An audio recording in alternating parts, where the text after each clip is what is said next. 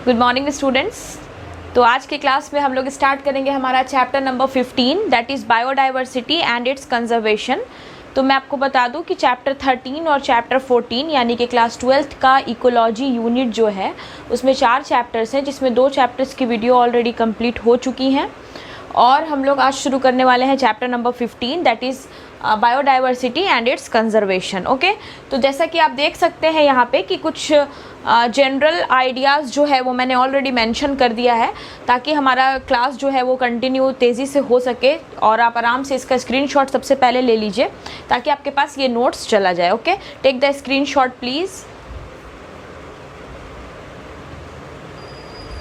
Okay, तो आपने screenshot ले लिया होगा अब तक। तो चलिए स्टार्ट करते हैं। देखिए, सबसे पहले चीज़ बताई गई कि biodiversity and it's conservation. Conservation का मतलब होता है प्रोटेक्शन, किसी चीज़ को प्रोटेक्ट करना है ना।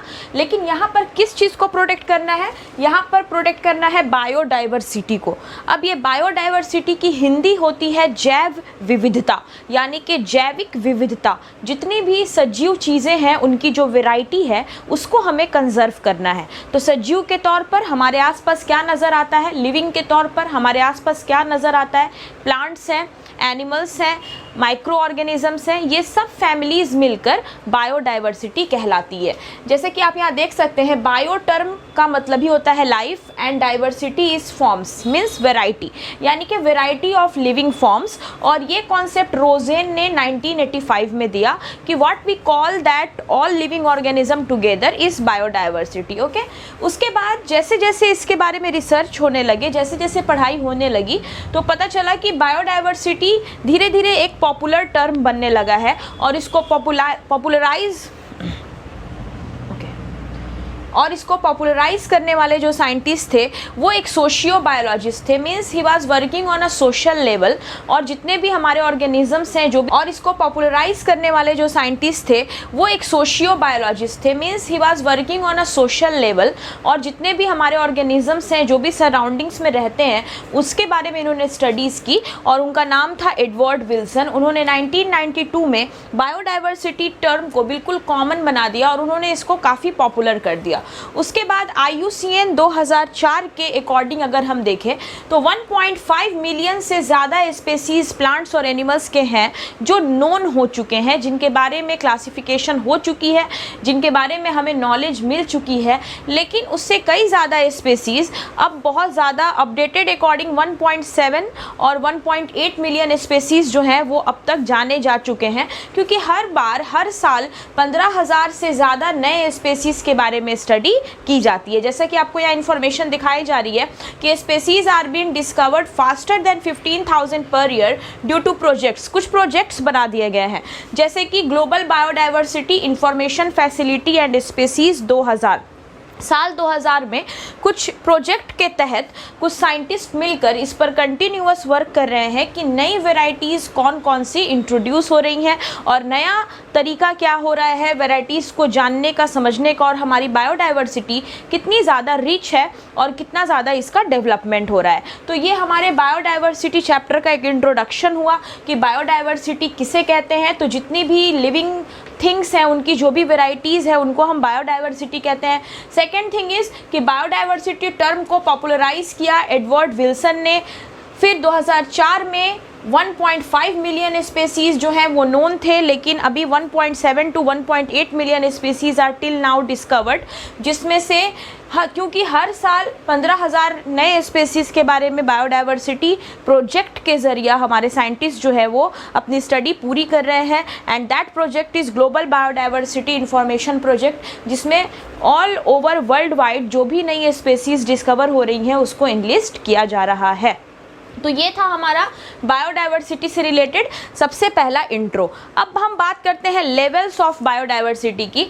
तो आखिर इस इतनी बड़ी बायोडाइवर्सिटी को किस तरह से स्टडी करने के लिए किस तरह से ग्रुप किया गया, क्या इसके लेवल्स बनाए गए हैं, वो अब हम देखेंगे।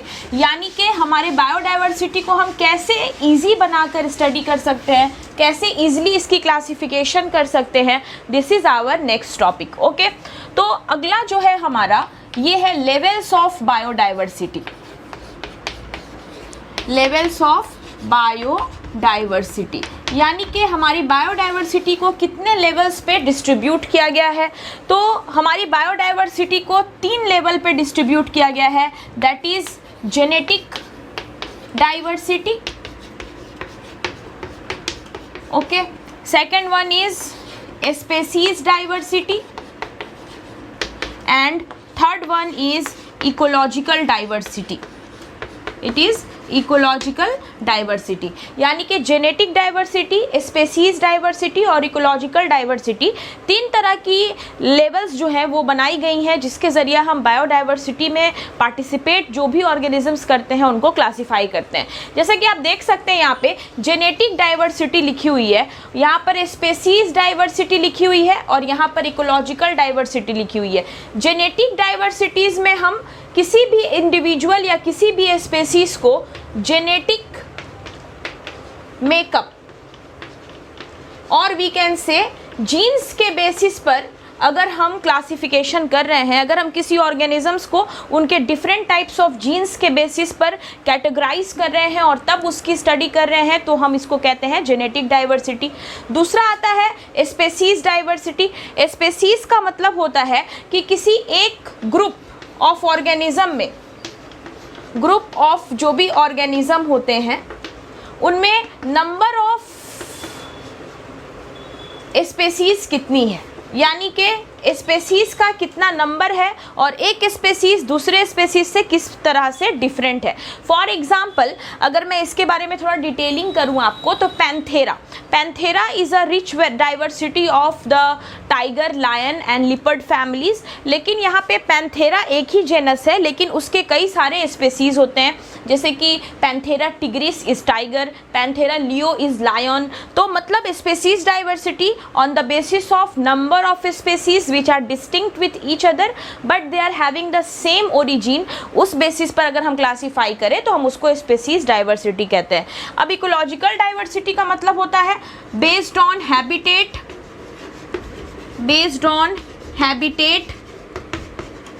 And adaptation.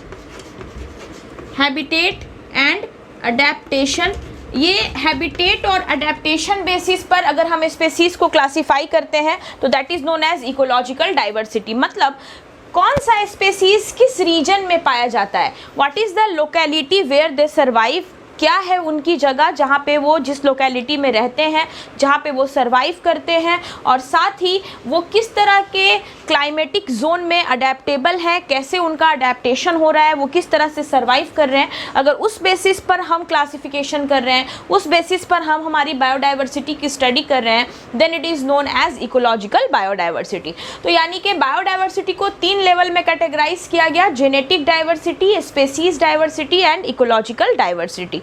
ये 3 में से सबसे पहले हम शुरू करने वाले हैं डिटेल में study, that is genetic diversity. You can take the screenshot for a while. Okay students, now we are having the genetic diversity. मैंने आपको बोला था कि एक कंप्लीट डेफिनेशन और इसका जो भी इंफॉर्मेशन है वो आपको पता होना चाहिए।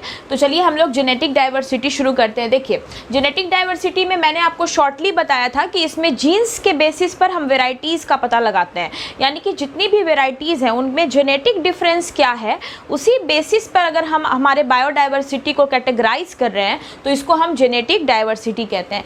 जैसे कि यहाँ पे डेफिनेशन लिखा गया है, diversity in the number and types of genes, मतलब जीन्स के नंबर और टाइप्स में जो भी डाइवर्सिटी है, जो भी चेंजेस है, एज वेल एज क्रोमोसोम्स, और क्रोमोसोम्स के नंबर में भी जो चेंजेस है प्रेजेंट इन डिफरेंट स्पेसीज, जो अलग अलग स्पेसीज में है, and variation in the jeans of same species, या फिर सेम स्पेसीज के जीन्स में ही अगर कोई वेरिएशन है तो हम उस प्रोसेस को जेनेटिक डाइवर्सिटी कहते हैं। यहाँ पर कहने का मतलब ये है कि जैसे डॉग्स, कैट्स, टाइगर्स, ये सब अलग अलग स्पेसीज हैं, तो इन सब के जीन्स में डिफरेंसेस होंगे, तो हमने जीन्स के डिफरेंस के बेसिस पर इनकी स्टडी की। और सिर्फ इतना मतलब ये हुआ कि जो भी नंबर और टाइप्स के बेसिस पर जो भी डिफरेंसेस हैं, नंबर्स ऑफ जीन्स और क्रोमोसोम्स के बेसिस पर अगर हम एक तरह के अलग अलग स्पेसीज़ के जीन्स को भी देखें तो भी वहाँ पे डिफरेंसेस मिलेंगे। फॉर एग्जांपल कैट की भी वेराइटीज़ बहुत सारी होती हैं और उसी तरह से हमारे टाइगर्स, लायंस, सबकी वेराइटीज़ अलग अलग हैं, तो उनमें जेनेटिक डिफरेंस पाया गया। उसी तरह से डॉग्स और कैट्स दो अलग स्पेसीज़ हैं, उन दोनों की वेराइटी हम देखेंगे तो उनके भी अंदर जेनेटिक डिफरेंसेस होंगे, क्रोमोसोमल डिफरेंसेस होंगे। तो इस तरह के चेंजेस को हम जेनेटिक डाइवर्सिटी कहते हैं। तो एनसीईआरटी के एग्जाम्पल्स के अकॉर्डिंग आपको कुछ एग्जाम्पल्स एकदम बिल्कुल याद रखने हैं जो आपके नीट एग्जाम्स के लिए काफ़ी इंपॉर्टेंट होते हैं। जैसे यहाँ बताया गया है कि India has more than 50,000 genetic diversity varieties of rice, यानी कि राइस की वेराइटी हमारे इंडिया में 50,000 वेराइटीज़ जो हैं वो जेनेटिक डाइवर्सिटी बेसिस पर पाई गई हैं, यानी कि 50,000 से ज़्यादा राइस की फैमिली में जेनेटिक बेसिस पर डिफरेंसेस पाए गए। उसी तरह से 1000 वेराइटीज़ ऑफ मैंगोज़, यानी कि मैंगो की इंडिया में 1000 जेनेटिक डाइवर्स फैमिलीज़ हैं, यानी कि थोड़ा थोड़ा सा जीन्स का डिफरेंस देखा जाए तो हमारे पास 1000 ऐसी वेराइटीज़ हैं जो जेनेटिक बेसिस पर क्या है, डिफरेंट है मैंगो की। उसी तरह से अगर हम एक मेडिसिनल प्लांट की बात करते हैं दैट इज़ राउल्फिया सरपेंटिना, और ये जो प्लांट है इस प्लांट में भी अलग अलग पोटेंशियल और कॉन्सेंट्रेशन ऑफ एक्टिव केमिकल के बेसिस पर इनमें डिफरेंस पाया गया, यानी कि इस प्लांट के जो जीन्स हैं वो आपस में अलग अलग हैं, तभी जाकर इनके ज़रिया जो आउटपुट होता है एक केमिकल जो हम एक्सट्रैक्ट करते हैं इनसे that is reserpine chemical, ये क्या होता है, ये भी डाइवर्स है। कहीं पर ये काफ़ी ज़्यादा मात्रा में एक्सक्रीट किया जाता है, कहीं पर ये बहुत ज़्यादा रिलीज़ होते हैं किसी राउल्फिया प्लांट से, किसी से ये कम निकलते हैं, कहीं पर इनकी कॉन्सेंट्रेशन बहुत अधिक होती है, कहीं पर कम होती है, यानी कि अलग अलग जेनेटिक बेसिस पर इनके अंदर डिफरेंसेस पाए गए हैं। तो जहाँ पर जीन्स के बेसिस पर डिफरेंस होगा this is known as genetic diversity. उसी तरह से स्टूडेंट्स अलग अलग तरह के ऑर्गेनिजम्स के बीच में भी डिफरेंसेस हैं। हमारे बैक्टीरियाज की अलग अलग स्टेनिंग है, अलग अलग तरह के बैक्टीरियाज हैं जो जेनेटिक बेसिस पर अलग अलग हैं।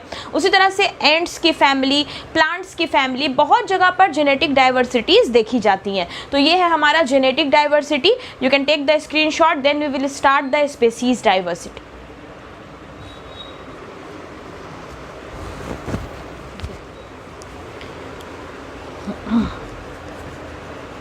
Okay students, now we are having the second one that is species diversity. तो अब देखिए स्पेसीज डाइवर्सिटी के लिए हमने लिखा it is related to number and distribution of species found in an area. Of course very simple definition it is कि जितने भी स्पेसीज के नंबर हैं और जैसे जैसे वो जिस रीजन में पाए जा रहे हैं, जैसे वो डिस्ट्रीब्यूट हुए हैं, उसके हिसाब से अगर हम बायोडाइवर्सिटी को एनालाइज करते हैं तो that is known as species diversity. ठीक है, स्पेसीज रिचनेस एक टॉपिक बताई एनसीईआरटी ने, तो जाहिर सी बात है स्पेसीज रिचनेस का मतलब होता है जिस पार्टिकुलर एरिया में जितने नंबर ऑफ स्पेसीज होंगे उस हिसाब से वहाँ की बायोडाइवर्सिटी उतनी ही रिच होगी, यानी कि उतनी ही ज़्यादा वहाँ पर नंबर्स जो होंगे वो ज़्यादा होंगे। तो देखिए number of species per unit area, यानी कि जिस भी यूनिट एरिया में अगर नंबर ऑफ स्पेसीज जितने भी होते हैं वो वहाँ की रिचनेस कहलाती है, वहाँ की बायोडाइवर्सिटी उतनी कैलकुलेट होती है। जैसे for example western Ghat have greater amphibian species then eastern Ghat. Western घाट यानी कि जो हमारा वेस्टर्न जोन है that is Tamil Nadu, that is Karnataka side, तो वो सब रीजन्स की तरफ एम्फीबियन स्पेसीज जो है वो कंपैरेटिवली ईस्ट साइड के अकॉर्डिंग ज़्यादा है। तो यानी कि वेस्टर्न घाट की स्पेसीज रिचनेस ज़्यादा हुई कंपेयर टू ईस्टर्न घाट। ओके, उसके बाद देखिए क्या बोला गया कि स्पेसीज डाइवर्सिटी के बेसिस पर हमें क्या चीज़ का फ़ायदा मिल सकता है, ये किस चीज़ को प्रभावित करती है, इन्फ्लुएंस करती है किस चीज़ों को, तो ये बायोटिक इंटरैक्शन को इन्फ्लुएंस करती है। जाहिर सी बात है अब जितने स्पेसीज होंगे वो सब आपस में एक दूसरे से क्या होंगे, इंटरैक्टेड होंगे, सब एक दूसरे पर डिपेंड होंगे, किसी ना किसी तरह का उनके बीच में रिलेशन बनेगा। That can be a mutual relationship, that can be competition, that can be amensalism, कोई भी तरह का रिलेशन वो अपने अंदर बना सकते हैं और साथ साथ इससे हमारा जो कम्युनिटी लेवल है वो भी क्या होगा, स्टेबल होगा। अब एक ऑर्गेनिज्म किसी दूसरे ऑर्गेनिज्म पे डिपेंड है तो जितनी ज़्यादा रिचनेस होगी उतनी ज़्यादा स्टेबिलिटी वहाँ पर मेंटेन रहेगी, है ना। तो this is the species diversity. तो अभी तक हमने देखा कि बायोडाइवर्सिटी क्या होती है, इसके कितने लेवल्स बनाए गए हैं, तो इसके 3 लेवल्स बनाए गए हैं स्टूडेंट्स। पहला था हमारा जेनेटिक डाइवर्सिटी, दूसरी है हमारी स्पेसीज डाइवर्सिटी। और स्पेसीज डाइवर्सिटी के अकॉर्डिंग आपको एग्जाम्पल्स में मैंने वेस्टर्न घाट और ईस्टर्न घाट दिया क्योंकि ये क्वेश्चन अक्सर आपसे नीट या किसी भी कॉम्पिटिटिव एग्जाम में पूछा जाता है। इसके बाद आते हैं हमारी थर्ड नंबर की बारी, that is ecological diversity, and we will proceed with the ecological diversity now. Okay students, now the third one is ecological diversity. तो it is community and ecosystem diversity. Of course, एक particular area में जितने भी different types के communities पाए जाते हैं और जितना भी वहाँ पर वेराइटी ऑफ कम्युनिटीज़ पाया जाए और अलग अलग तरह का इकोसिस्टम अगर एक जोग्राफिकल एरिया में है तो वहाँ पर जो भी स्पेसीज़ होंगे उन सब के बीच में अगर जो वेराइटी पाई जाती है, उन सब में जो डिफरेंस पाया जाता है, उसी को हम इकोलॉजिकल डाइवर्सिटी कहते हैं। मतलब कि एक कंप्लीट एरिया में जितने भी प्लांट्स हैं, जितने भी एनिमल्स हैं और उन सब के बीच में हम अगर उनके रहने के हिसाब से उनके कम्युनिटी बेसिस पर उनके बीच में वैरायटीज़ का डिफरेंस देख रहे हैं तो that is known as ecological diversity. ठीक है, इसको विटैकर ने 1965 में इलेबोरेट किया। उन्होंने इसकी 3 कैटेगरी बताई हैं, जैसे अल्फ़ा डाइवर्सिटी, बीटा डाइवर्सिटी और गामा डाइवर्सिटी। अल्फ़ा डाइवर्सिटी का मतलब विद इन कम्युनिटी, ये सिर्फ एक कम्युनिटी के बीच की ही बात होगी। फॉर एग्जांपल सपोज कीजिए ज़ेरो सेयर। ज़ेरो सेयर का मतलब होता है वैसे प्लांट्स की फैमिली जो किसी ड्राई रीजन में है। तो अगर हम किसी सिर्फ ज़ेरो सेयर की बात कर रहे हैं, सिर्फ ड्राई रीजन में जो कम्युनिटीज़ हैं सिर्फ उनके बारे में स्टडी कर रहे हैं और उनकी वैरायटी का पता लगा रहे हैं, तो उसको हम अल्फा डाइवर्सिटी कहेंगे। ओके, लेकिन बीटा डाइवर्सिटी बिटवीन 2 कम्युनिटीज़, यहाँ पर हम किसी 2 तरह की कम्युनिटी के बारे में बात कर सकते हैं। फॉर एग्जांपल अगर हमें एक कंपैरिजन दिया गया कि ज़ेरो सेयर और हाइड्रोसेयर, यानी कि ड्राई रीजन और वेट रीजन, इन दोनों में जो भी वैरायटी ऑफ स्पेसीज़ हैं, या वो प्लांट्स के हैं या वो एनिमल्स के हैं, उनके बीच में क्या क्या डिफरेंसेस हैं, उनकी क्या क्या वैरायटीज़ हैं, उस बेसिस पर स्टडी अगर हम करते हैं तो उसको हम कहते हैं बीटा डाइवर्सिटी। यानी कि यहाँ पर हम किसी 2 कम्युनिटी के बारे में वैरायटीज़ के बीच का डिफरेंस देखेंगे, यहाँ पर हम किसी सिंगल कम्युनिटी के बारे में ही स्टडी करेंगे। और ये जो है last one, that is gamma diversity, ये एक कंप्लीट ज्योग्राफिकल एरिया, यानी कि एक बड़ा सा कोई लैंड है, टोटल लैंडस्केप है, और एक कंप्लीट ज्योग्राफिकल एरिया में जितने भी तरह के स्पेसीज प्लांट्स के हैं या एनिमल्स के हैं, अगर ऑल टोटल हम स्टडी करेंगे तो that is gamma diversity. For example जैसे tropical rain forest, Amazon forest, उसके बाद आपका टेम्परेट फॉरेस्ट, कॉर्निफेरस फॉरेस्ट, ये सब फॉरेस्ट की वेराइटीज़ हैं। अगर आप ओवरऑल एक ज्योग्राफिकल एरिया में जितने भी तरह के फॉरेस्ट हैं उन सभी फॉरेस्ट के बारे में, उनके वेराइटीज़ के बारे में स्टडी करेंगे तो उसको हम गामा डाइवर्सिटी कहेंगे। तो आपको फिर से मैं रिमाइंड कर दूं, किसी एक पार्टिकुलर कम्युनिटी के बारे में स्टडी करना। For example if you are only studying about xerosere means dry area, dry plant या ड्राई रीजन के जो भी स्पेसीज़ हैं, प्लांट के, एनिमल्स के, जो भी आप स्टडी कर रहे हो तो दैट इज़ अल्फ़ा। लेकिन अगर आप xerosere, it is xerosere और हाइड्रोसेयर, यानी कि 2 डिफरेंट टाइप की कम्युनिटीज़ के बीच में स्टडी कर रहे हो तो दैट इज़ बीटा डाइवर्सिटी।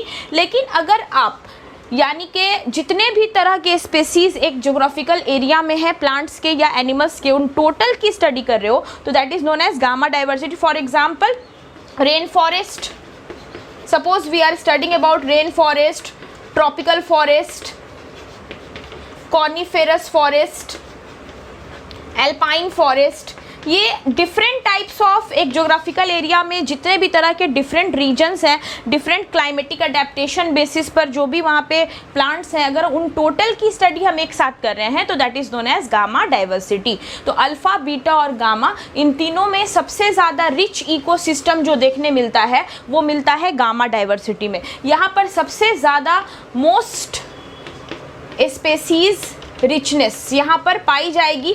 तो ज़्यादा स्पेसीज रिचनेस है तो यहाँ का इकोसिस्टम जो है ये भी बहुत ही ज़्यादा ग्रेटर होगा और हमें यहाँ पर बहुत तरह की वेराइटीज़ मिलने के भी चांसेस होंगे compare to both of this. तो ये है हमारा इकोलॉजिकल डाइवर्सिटी। तो अभी के क्लास में मैंने आपको पढ़ाया what is biodiversity, what are the levels of biodiversity.